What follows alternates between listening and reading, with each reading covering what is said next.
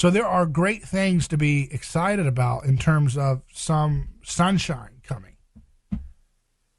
But we always must temper that, and we always must ground that into a bigger perspective, which is what can we do in our communities to make our communities better ourselves?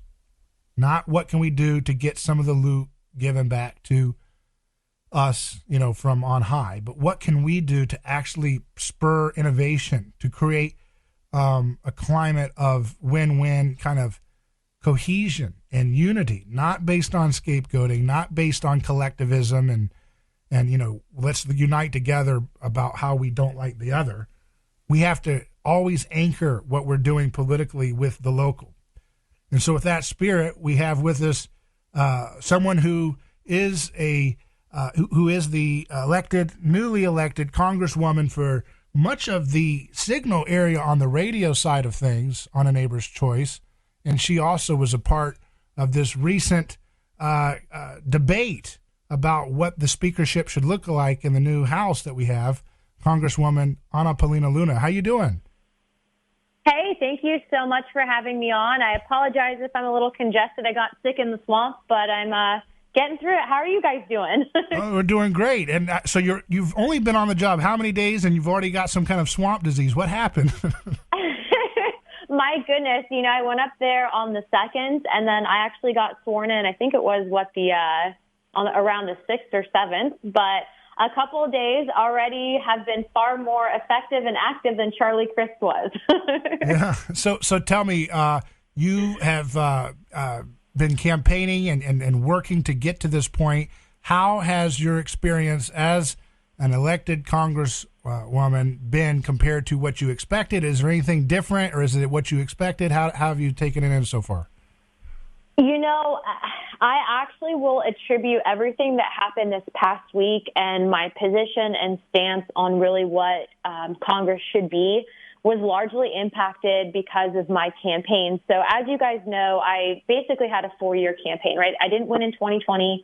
I had a strong grassroots game, and then that only became amplified in 2022.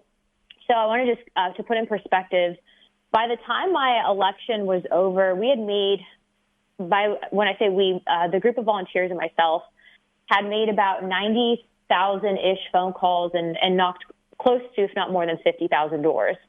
And I remember those conversations, and I remember what people were telling me. And so when I got to Washington, I learned a few things that were kind of shocking to me. One of the first things is that, I as a representative in Congress could not simply bring a bill to the floor, a bill that might be one of the greatest bills for residents of Pinellas County, because it had to go through something called the Rules Committee. And the Rules Committee was made up of, X amount of representatives. And those representatives were usually appointed and picked out by the speaker. And so they might not necessarily represent the ideas we have here in Florida. They might represent, maybe more of a bias from California or New York.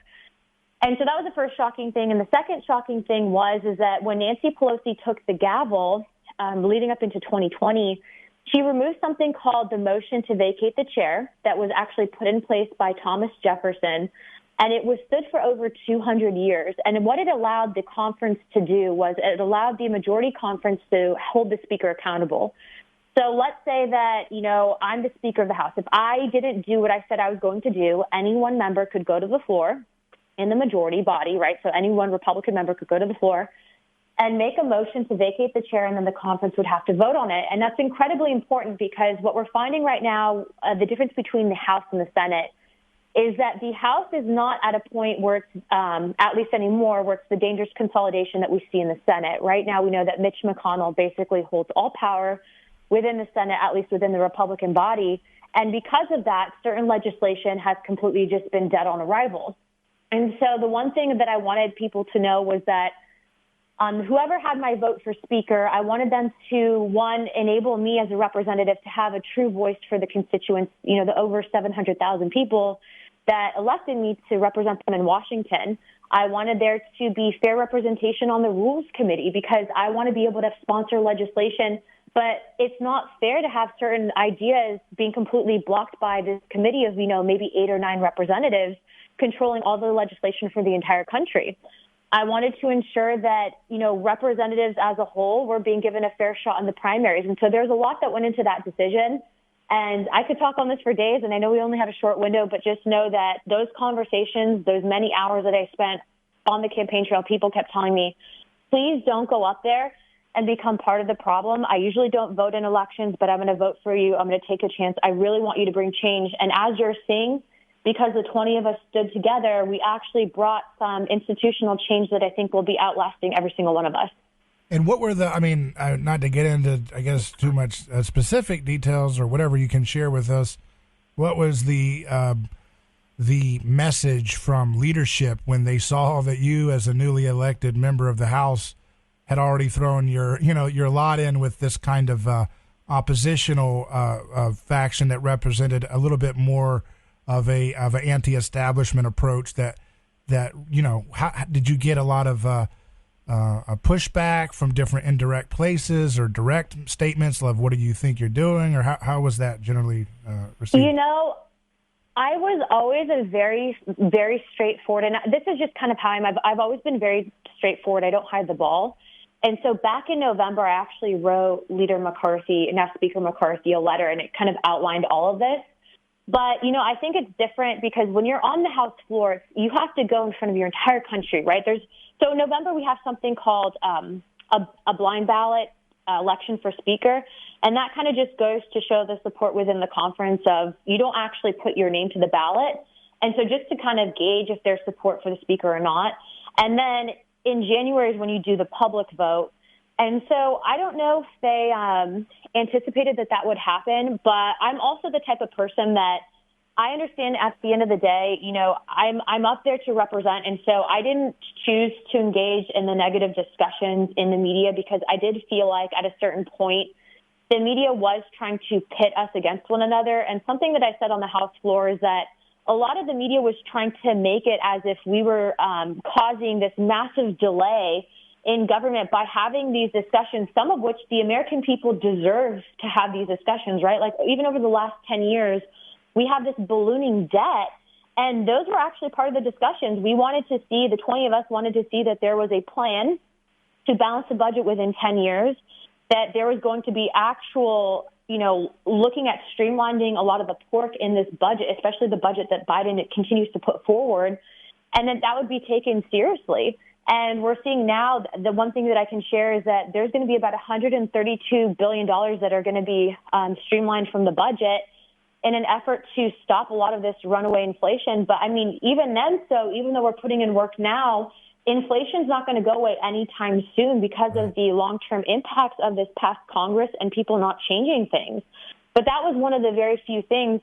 I was getting text messages from people. I did reach out and say, hey, if you guys are having people do this, please stop. But I was threatened. Now I will say that the conference, yes. And now I will say that the conference is united and that I do believe that moving forward, those discussions were actually better for the country, better for the party. And there's something called the cloakroom that's actually right next to the House floor. And after some of the negotiations leaked and people saw that what we were asking for and what we were actually doing for the country, there was many representatives from places like Texas, places like New York, even Ohio, that were actually coming to us and saying, hey, look, we actually appreciate what you're doing and thank you. And we appreciate your integrity in all of this. And so I think as a whole, everyone's happy with the end result. And when you were saying you were threatened, was it like, hey, you're not going to be on any committees or you're going to be fundraised against or what? Yeah, basically. There was a member that called me and I made sure that member, I elevated that issue, but I was told that, I would be dealt with accordingly. And, that to me just goes to show, if the end result is that I do something great for this country and this community, and then I have to, spend the rest of my life here in Pinellas County with my chickens, I'm okay with that. And so I politely responded with, I'm not going to be bullied into changing my decision, and I don't work for anyone here in Washington. I work for Pinellas County, and I'm representing my community, so it is what it is. So, there was that famous situation that unfolded on the House floor with this scene that happened right before they made a decision on who the speaker would be, where you had, and I saw you were kind of not far from where it happened, where Matt Gaetz was sitting there, and it was a very dramatic thing. No. Yeah. And you had Mike Rogers, the chairman of the House Arms Committee or whatever. He came down from kind of storming over there, and someone's grabbing his mouth. And I saw you were right there in that whole thing. What can you share? What was going on there?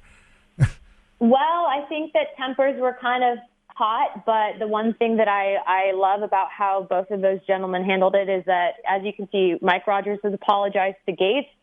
Gaetz, the gentleman that he is, accepted that apology. And I will say that even people that were calling us names on television, I can tell you that Representative Dan Crenshaw actually apologized to me for calling, me and the 20 terrorists. And so I think, again, when it's that type of pressure cooker, which it really can be in Washington especially, I think that tempers definitely flare. But, my end goal and objective is to really stop the radical left. It's not to fight amongst each other. We're leading together and leading this country. And so I think that what you'll find is what we have with the agreement with Speaker McCarthy, he's holding true to his word. That accountability mechanism is there. As you're seeing, we are going to be voting on a term limit bill, which is incredible, and I'm very supportive of that. And that's just a few of the concessions and negotiations that took place and got us to where we're at now. So I would do it all over again. It was definitely a wild first-time experience, but I do appreciate everyone who's reached out from the community to show support because, as you saw, we were getting beat up there in the media for a little bit, but everyone came around once they saw what we were actually doing. Yeah, I mean, you talked, some of the things I saw in the deal that was reached was something about reading the bills and stuff, and then you see MSNBC Yes. saying that this was a faction of people who were insurrectionists, who were threatened by the browning of America. And I'm like, what does that have to do with insisting that they have time to read the bills? I mean, I don't get it. It doesn't. They try to make it about race, and I can tell you that I actually was called a white supremacist, and I'm half Mexican, and this was done by MSNBC, and so I responded, and Turning Point is now actually, I think, potentially pursuing legal action against them for calling Turning Point USA a white supremacist cult. But this is what the radical left will do. It bothers them that I'm half Mexican. It really, really bothers them. So they try to discredit you. They try to attack you. They try to paint, especially if you're a woman, as stupid. And these are all things, if you remember, Sarah Palin was one of the first vice president candidates. And they try to make her look like she was an idiot. And she's not an idiot. And so that's kind of the tactics that they use. So you really have to be careful about what you say and just understand that up there, you're there to work and go home, but no one's actually ever going to be your friend. You can have a group of people that you trust, but understand that the media, especially if you are a minority conservative, is not going to be your friend. And so I would say that, as you saw with what happened with Byron Donalds, I mean, MSNBC called him a prop. Could you imagine if a Republican called a black man a prop? Yeah. Now, does that tenor, I mean, I know you've only been there just a little bit, but does that tenor translate to the day-to-day interactions? If you're like, when you're on the floor and you're talking to Democrats, is there kind of this us versus them mentality, or is it kind of like pro wrestling where it's like, I'm going to play my character, you're going to play your character? Obviously that people believe some of the things that they're saying, at least to some extent. Most politicians are going to believe in something they're saying, but at the end of the day, when you're actually there, you're just kind of hanging out and, hey, how's it going? It's all friend stuff. But, when camera comes on, I'm still going to have to bash you guys because you guys are the other side. I mean, is that how it works, or what's the tenor like when you're there? I think it depends on the member, right? So, like, there's certain members that are actually, they just hate us because we're Republicans. Like Cori Bush, for example, when Byron Donalds was nominated for speaker during this negotiation and debate, she literally tweeted that he was a prop and he was being used, right? So, like, that personality, that is there. Like, she 100% is just not a nice lady. Yeah. But for other, I think, newer representatives, there are some that are willing to actually talk to Republicans on bipartisan issues like China, for example, or big tech privacy. And then there are others that I think are kind of trying to figure out, especially what the new Republican class is like. I can tell you that for some reason, Eric Swalwell had some like weird Twitter obsession with me, and I'm just not responding because I'm not one for Twitter fights. Yeah. But, especially with someone like that, I mean, there's zero upside to engaging in a conversation with that guy, so I just kind of ignore him. So is there a general feeling that if you're, in a city like D.C. where 90% of the city at least is probably Democrat or neocon, and the bureaucracy probably the same thing, and you're not neoconservative or Democrat, is there a feeling like you represent kind of like a second class group there? Like, you're kind of like you're not on the cool kids table here. You know that, right? Is there that vibe there? Or is it not? Does it not translate to that? I don't think so. I think people just kind of, especially after this week, identify and understand that, someone like myself, I'm an idealist. Right. And so what we're finding now is that, and also too, like I represent, Pinellas County, but there are people from, other parts of the country that might be Republican counties, but they're not like Pinellas. And so that's kind of something that I think everyone also considers. But the one thing I will say is, and I continue to say this, is remember, for those who were following my race here in Pinellas, I was really outspent $12 million to $1 million in my general election. And, I mean, even in the primary was super nasty, and I was outspent pretty much 3-1 in the primary as well.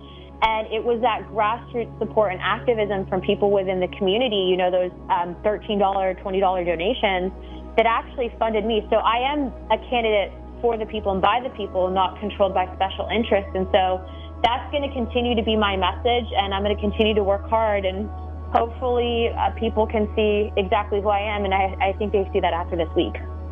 Well, Godspeed in your endeavors, and I hope that you can be able to affect change in terms of reining in this reckless regime change, chaos, foreign policy, and economic intervention here at home. I see the defund the 87,000 IRS agents is on the table. Is that something that would actually be able to get through, or would the Senate stop that? So we passed it. We passed it, but the Senate is now talking about stopping it. So I would urge everyone to call your senator and ask them to vote yes on that, because the last thing I want is another IRS agent. Well, thank you for joining us, Anna Paulina Luna. Thank you. God bless.